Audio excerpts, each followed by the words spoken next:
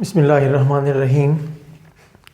Dear students, आज हम discuss करेंगे इंथाल्पी को।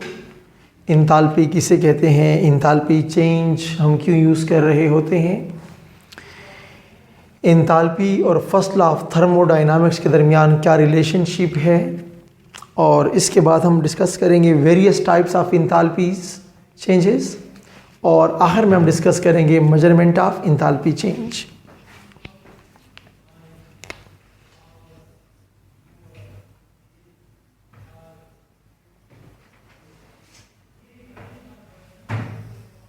इंथाल्पी, याद रखें, इंथाल्पी एक सिस्टम के अंदर नेट हीट कंटेंट को बोलते हैं। एक सिस्टम में कुल कितने हीट कंटेंट्स मौजूद हैं, इसको इंथाल्पी बोलते हैं। केमिस्ट्री में इंथाल्पी इंपॉर्टेंट नहीं है। क्यों इंपॉर्टेंट नहीं है? कि इसके लिए मुझे कोई स्टैंडर्ड, कोई रेफरेंस पॉइंट ढूंढना होता है। हम एब्सोल्यूट इंथाल्पीज को थर्मोकेमिस्ट्री में इंपॉर्टेंस नहीं देते। हमें ये बात पसंद होती है कि इनिशियल ये थी, फाइनल वैल्यू ये है, तो दोनों में चेंज कौन सी वाक़या हुई है। Change is important and enthalpy change is a state function. Absolute enthalpy, strictly speaking, is not a state function at all। क्यों? ये इनिशियल और फाइनल पे डिपेंड ही नहीं कर रहा होता। तो प्लीज़ याद रखें कि हम केमिस्ट्री में बजाय इंथाल्पी के हम इंथाल्पी चेंज को पसंद करते हैं। इंथाल्पी चेंज क्यों पसंद करते हैं?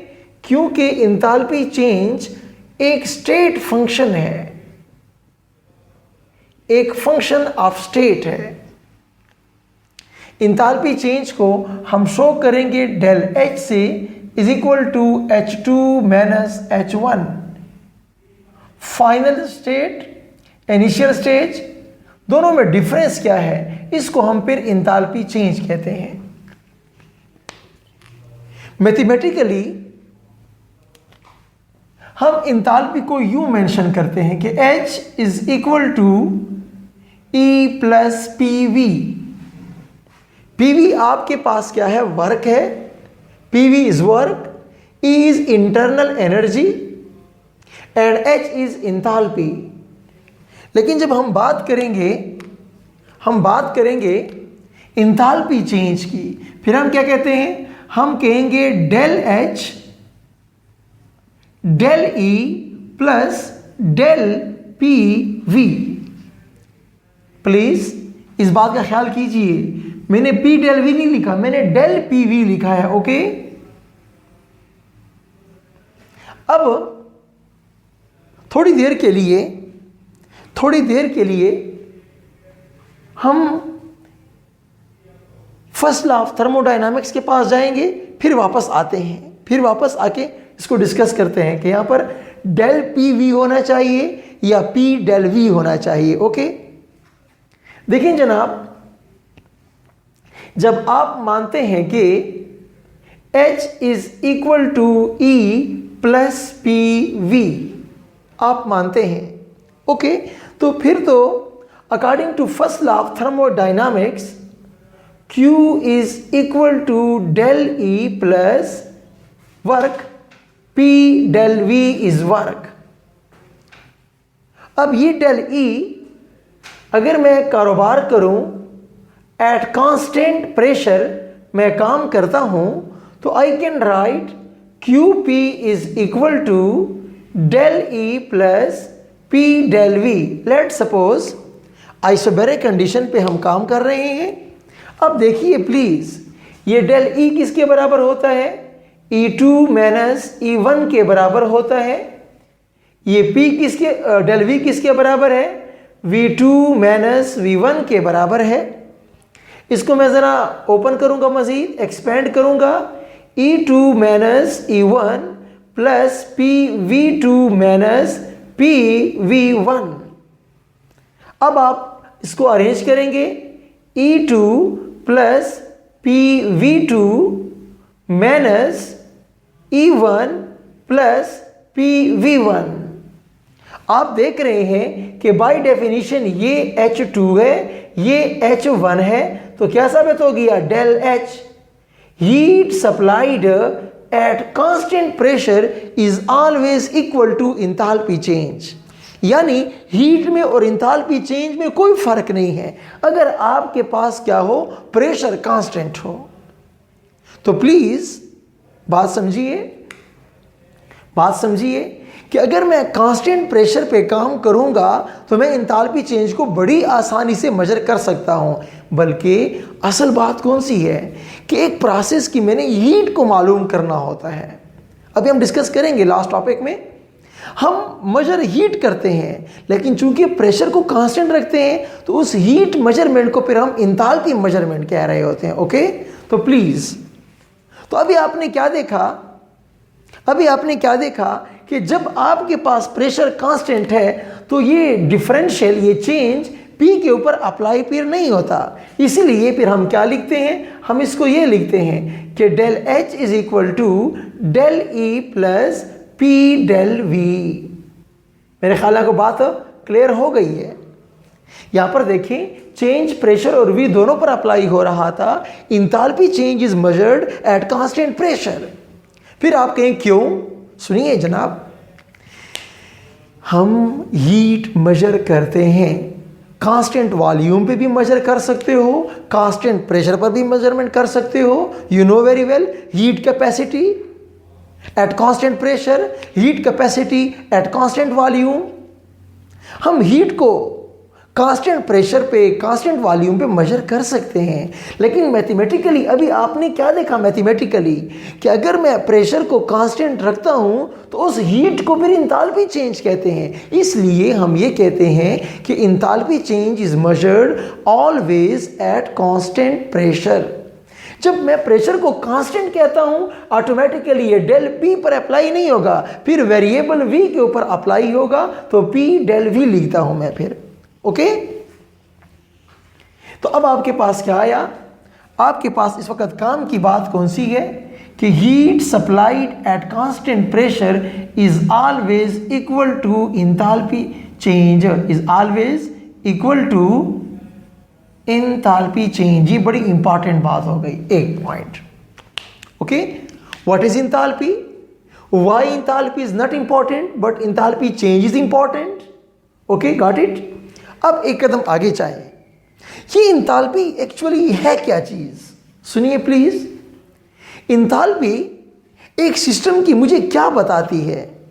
इंथैल्पी एक सिस्टम की मुझे ये इंफॉर्मेशन दे रही होती है कि ये सिस्टम कितना नॉन मैकेनिकल वर्क करने की अहलियत रखता है, ये सिस्टम कितनी हीट रिलीज कर सकता है। ओके, इसको बोलते हैं इंथैल्पी चेंज। ओके, प्लीज याद रखें कि इंथैल्पी चेंज की जो वैल्यू होती है, वैल्यू हम आमतौर पर उसको किलो जूल पर मोल में एक्सप्रेस करते हैं। Units are kilo joule per मोल। इसकी वैल्यू आप अगर हाई टेम्परेचर पे नोट करेंगे या लो टेम्परेचर पे नोट करेंगे तो इंथैल्पी चेंज की जो वैल्यू होती है वो तब्दील होती रहती है।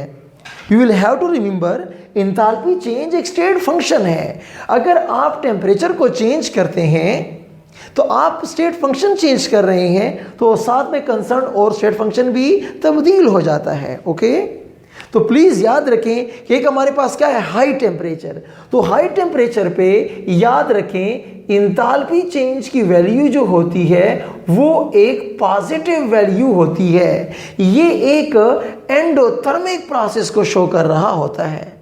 ओके, जबकि लो टेम्परेचर पे डेल H की वैल्यू जो होती है ये नेगेटिव होती है और ये एक एक्सोथर्मिक केस की तरफ रिफ्लेक्शन शो कर रहा होता है, रिफ्लेक्शन कर रहा होता है। ओके, ये तो मेरे पास बेसिकली बात हो गई। अब प्लीज, एक है इंथैल्पी चेंज, एक है standard enthalpy change. Standard enthalpy change जो होता है, इसके लिए टेम्परेचर फिक्स है कि 298 केल्विन, इसके लिए प्रेशर फिक्स है कि 1 atm। इसको बोलते हैं standard enthalpy change. Enthalpy change आप किसी भी टेम्परेचर प्रेशर पे नोट कर सकते हो, लेकिन जब आप टेम्परेचर और प्रेशर को फिक्स कर लेते हो फिक्स वैल्यू पे, इसको बोलते हैं स्टैंडर्ड इंथैल्पी चेंज। प्लीज याद रखें कि वो सारे एलिमेंट्स जो आपके पास स्टैंडर्ड स्टेट में हूं, चूंकि हम सब एलिमेंट की इंथैल्पी चेंज मालूम नहीं कर सकते। क्यों? वो स्टेबल हालत में है, उसका इनिशियल स्टेज मालूम नहीं है, मैं फाइनल पे मौजूद हूं, मैं कैसे डिफरेंस निकालूं? इसीलिए आर्बिट्रेरीली खामखा से हमने क्या सपोज किया है कि स्टैंडर्ड स्टेट पे सारे एलिमेंट्स की जो डेल एच नॉट की वैल्यू होती है that is equal to 0। Please इस बात को ना भूलें, ओके? लेकिन अगर वो स्टैंडर्ड फॉर्म में नहीं है, for example you know very well mercury is liquid, you know very well bromine is liquid at room temperature. The standard form, the stable form of mercury is liquid, the standard form of bromine is liquid. In these form, its del H naught is equal to 0, its del H naught is equal to 0. But if you change, अगर mercury आपके पास क्या होगा?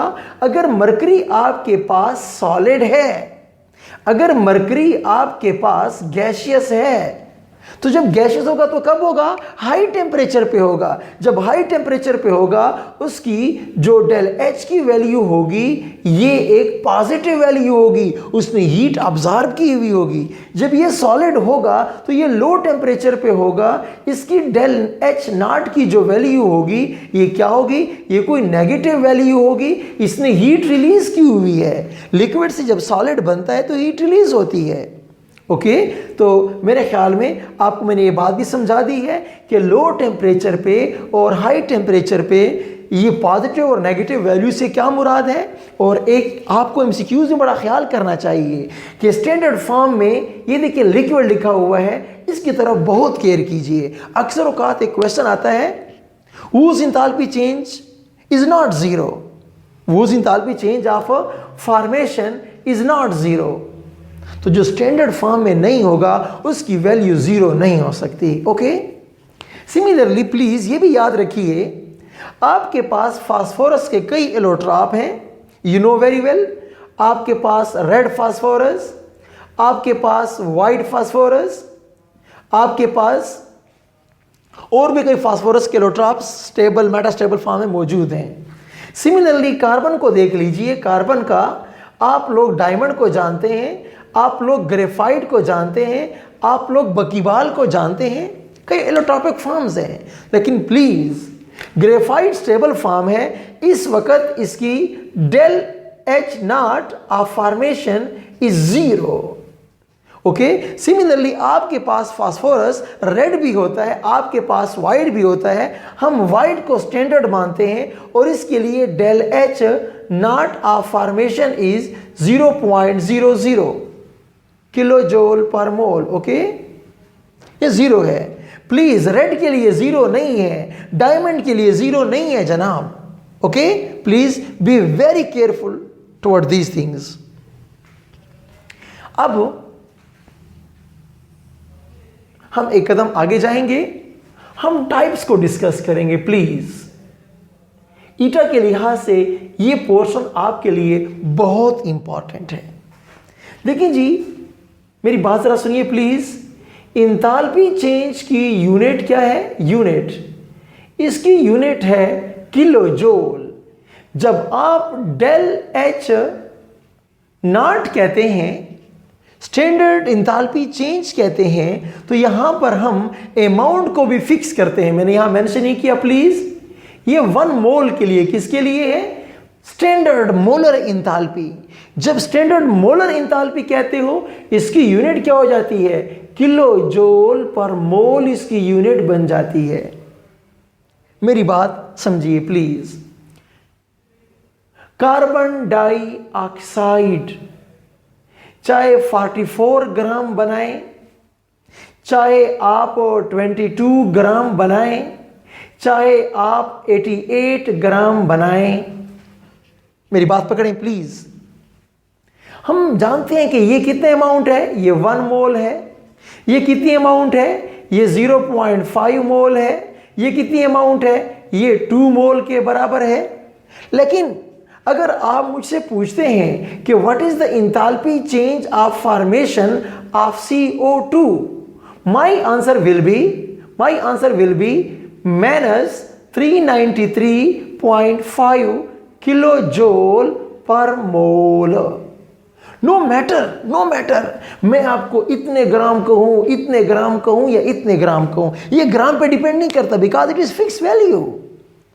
आपका question मुझे मजबूर कर रहा है। When you write enthalpy change of formation, it is by itself equal to 1 mole. ये 1 मोल के लिए होता है। अब मेरी बात सुने। अब अगर मैं पूछूं कि चलो ठीक है इस कंटेंट के लिए इंथैल्पी चेंज बताओ, मैं कहूंगा -393 किलो जूल। आप कहते हैं कि इसके लिए बता दो बस इंथैल्पी चेंज, मैं क्या कहूंगा -393 को 2 पे डिवाइड कर दो। आप कहते हैं कि चले 88 का जवाब दो, मैं क्या कहूंगा कि डेल H को 2 मल्टीप्लाई बाई -393 से मल्टीप्लाई कर दो। यानी मैं इंथैल्पी चेंज पूछूं तो आप मैथ्स की परवाह कीजिए, हिसाब किताब कीजिए। लेकिन अगर मैं enthalpy standard molar enthalpy of formation पूछता हूं तो आप मैथ्स को ना देखें प्लीज। ओके, आपका answer always should be this one.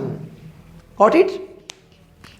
Okay, तो प्लीज याद रखिए कि एक आपके पास है इंथैल्पी चेंज ऑफ फॉर्मेशन, एक आपके पास है इंथैल्पी चेंज ऑफ सॉल्यूशन, एक आपके पास है इंथैल्पी चेंज ऑफ न्यूट्रलाइजेशन, एक आपके पास है enthalpy change of sublimation, enthalpy change of vaporisation, enthalpy change of fusion, enthalpy change of lattice.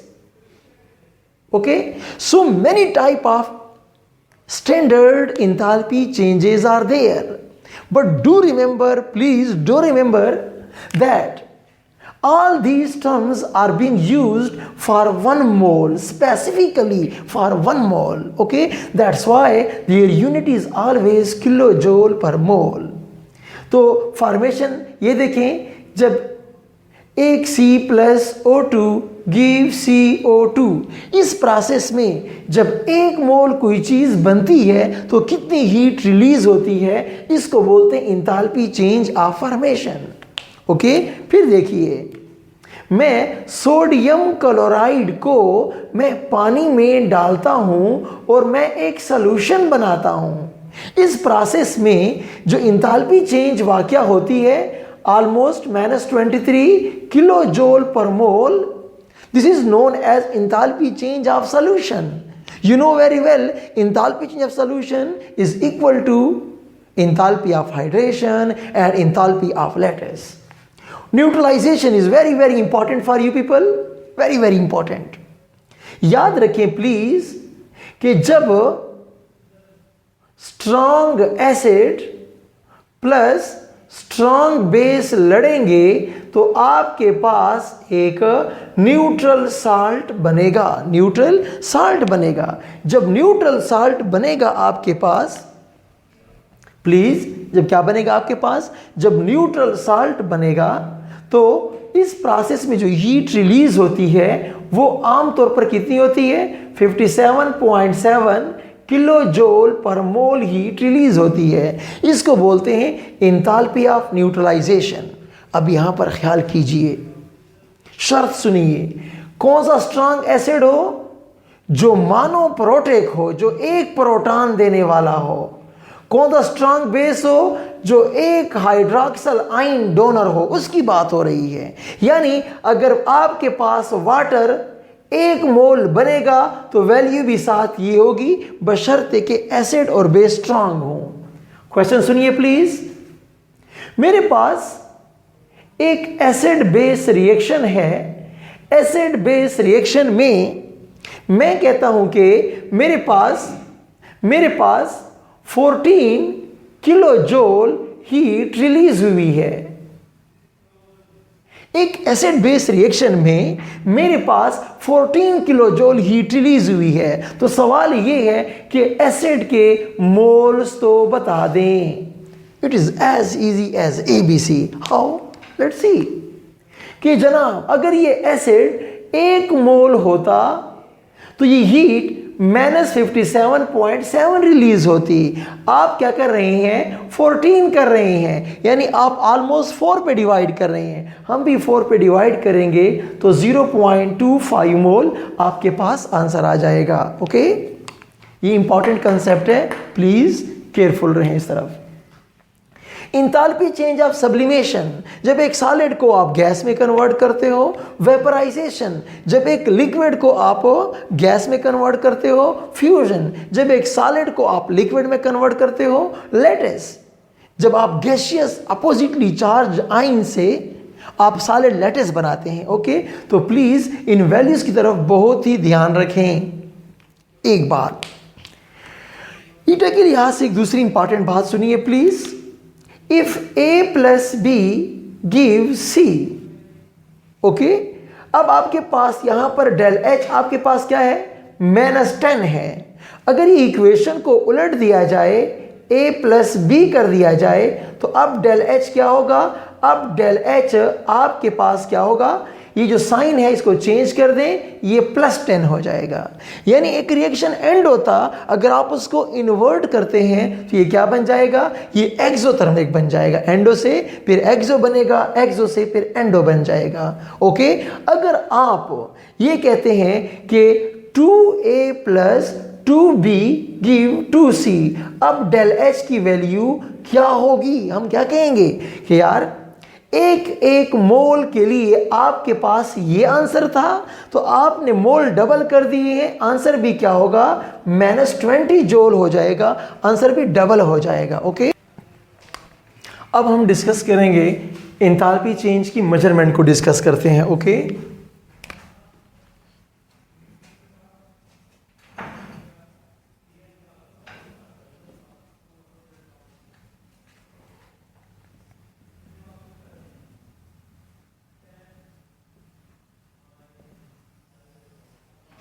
Please, मैंने पहले कहा कि मेजरमेंट में हम प्रैक्टिकली हम हीट को मेजर कर रहे होते हैं। हम क्यों मेजर करते हैं? हम एंथैल्पी मेजर नहीं करते, लेकिन हम एक ट्रिक खेलते हैं। कैसे? हम हीट मेजर करेंगे एट कांस्टेंट प्रेशर। जब मैं हीट को कांस्टेंट प्रेशर पे मेजर करूंगा तो conceptually heat measurement becomes equal to enthalpy change. हम इस कंसेप्ट पे कारोबार करेंगे। ओके, तो प्लीज याद रखिए एंथैल्पी चेंज के हमारे पास जो मेथड्स हैं, 2 किस्म के मेथड्स हैं। एक मेरे पास है प्रैक्टिकल मेथड, एक हमारे पास है थ्योरेटिकल मेथडोलॉजी। एक को हम बोलते हैं कैलोरीमेट्रिक मेथड, कैलोरीमेट्रिक मेथड, और एक क्या है? हेस लॉ मेथड है। इसको हम इनडायरेक्ट कैलोरीमेट्री भी बोलते हैं। ओके, हेस लॉ कि थ्योरेटिकल का मतलब ये नहीं कि सब कुछ थ्योरेटिकल है। मतलब ये होता है कि अगर आपको 4 वैल्यूज मालूम हो तो 5 वैल्यूज आप पेपर और पेंसिल पे सॉल्व करके आप निकाल लेंगे बगैर किसी एक्सपेरिमेंटल वर्क के। ओके, अब प्रैक्टिकली कैलोरीमेट्रिक फिर 2 किस्म के होते हैं। एक हमारे पास है ग्लास कैलोरीमीटर, ग्लास कैलोरीमीटर या टी कप कैलोरीमीटर। एक हमारे पास है bomb calorimeter, bomb calorimeter. Please याद रखें bomb calorimeter very accurate reading देता है, वेरी एक्यूरेट काम करता है और ये आमतौर पर हम आमतौर पर ये कंबस्शन के लिए इस्तेमाल करते हैं। और ये आमतौर पर जब हमें क्या चाहिए होता है, जब कांस्टेंट वॉल्यूम पे हम काम करते हैं, heat supplied at constant volume, यानी जब मुझे QV मेजर करना होता है, यानी जब मुझे इंटरनल एनर्जी चेंज मालूम करना होता है, तो हम आमतौर पर बॉम्ब कैलोरीमीटर को यूज़ करते हैं। ओके, ये T calorimeter, tea cup calorimeter, glass या पॉलीथीन या पॉलीस्टाइरीन का कप भी हम बनाते रहते हैं। इसमें क्या करते हैं, आमतौर पर ये इंथैल्पी चेंज ऑफ न्यूट्रलाइजेशन के लिए मखसूस किया गया है। इंथैल्पी चेंज ऑफ न्यूट्रलाइजेशन के लिए इसको हम इस्तेमाल किया करते हैं। इसके रिजल्ट इतने एक्यूरेट नहीं हैं, लेकिन रूटीन में लैब के अंदर काम चलाते रहते हैं इनसे। ओके, तो अब इसमें कैसे काम करते हैं, ये देखें, ये आपके पास एक कप होता है, इसके ढक्कन के अंदर 2 सुराख होते हैं। एक सुराख से हम स्टरर को इंट्रोड्यूस करेंगे और एक सुराख से हम क्या करेंगे, एक अच्छी क्वालिटी वाला थर्मामीटर इस्तेमाल करेंगे। अब इसके इर्द गिर्द हम इसको एक बॉक्स के अंदर बंद करेंगे ताकि क्या हो जाए, इसकी इंसुलेशन वाक़या हो जाए। इसको थर्मोस्टेट बनाने की हम ट्राई करेंगे बाहर से, कि हीट एब्जॉर्ब रिलीज ना हो, बाहर का इम्पैक्ट इसके ऊपर ना हो। तो अब देखिए हमारे पास फार्मूला, हमने करना क्या है कि पहले टेम्परेचर T1 कितने डिग्री सेंटीग्रेड था, फिर T2 कितने डिग्री सेंटीग्रेड हो गया है, यानी मुझे ∆T चाहिए होता है। ओके, इन सेंटीग्रेड हमें क्या चाहिए होता है, इस मेजरमेंट में ∆T हमें चाहिए। और यहाँ पर हमारे पास C एक हीट कैपेसिटी होती है, स्पेसिफिक हीट कैपेसिटी को भी हम यूज़ किया करते हैं। स्पेसिफिक हीट कैपेसिटी अक्सर औकात ये वाटर की इस्तेमाल होती है, और ये हमारे पास स्टैंडर्ड है, आपको वैल्यूज़ का पता होगा। 4.2 के आसपास इसकी वैल्यूज़ को हम कोट किया करते हैं। ओके, ग्राम पर सेंटीग्रेड में, ठीक है, जूल में नहीं। तो अब आपके पास एक फार्मूला है कि ∆H is equal to MC ∆T। अब मेरी बात समझिए प्लीज, फार्मूला आप सबको आता है, मुझे पता है। अंदर की बात देखिए, what is M? M is mass of acid plus mass of base, जो आपने यहां पर ऐड किया है। C क्या है, C मेरे पास स्पेसिफिक हीट कैपेसिटी है, ∆T change in temperature in centigrade है। तो यूं मेरे पास इंथैल्पी चेंज मालूम हो जाएगा और heat supplied at constant pressure मालूम हो जाया करता है। ओके, प्लीज यहां पर ना भूलें, एक एसिड बेस के लिए इसको हम बेस्ट यूज किया करते हैं, लेकिन इसकी वैल्यूज, इसकी रीडिंग इतनी ऑथेंटिक, बार बार रिप्रोड्यूसेबल नहीं होती। बॉम्ब कैलोरीमीटर आपके कोर्स में नहीं है, मैंने कुछ ना कुछ बातें आपको बता दी हैं। अब प्लीज याद रखें कि इंथैल्पी चेंज जो होता है, जो आपके पास इंथैल्पी चेंज होता है, इंथैल्पी चेंज वो रिएक्शन जो स्लो रिएक्शन है, वो रिएक्शन जो वायलेंट है या बहुत ही फास्ट है या मल्टी स्टेप है, इनके लिए कैलोरीमीटर फेल हो जाएगा। इनके लिए आपका कैलोरीमीटर जो होता है वो फेल्ड है, इसके बस की बात नहीं है। इसीलिए फिर हम वॉन्ट ऑफ इक्वेशंस यूज कर रहे होते हैं, या फिर हम आमतौर पर हेसला को अप्लाई करते हैं इन कामों के लिए। ओके, अब यहां पे प्लीज कुछ बातें समझिए, कुछ बातें वेरी वेरी इंपॉर्टेंट, कुछ पॉइंट्स हैं, प्लीज ईटा के लिहाज से इनको जरा क्लियर करते चले जाएं। ये देखें, A plus B gives C plus heat, यानी अगर किसी इक्वेशन के अंदर लेट सपोज मैं यूं करता हूं कि प्लस 10 जॉल। अब प्लीज इस इक्वेशन को आप ऐसे भी लिख सकते हैं, परेशान बिल्कुल ना हो। ये देखें, C ∆H is equal to -10 joule. मेरी बात समझ गए?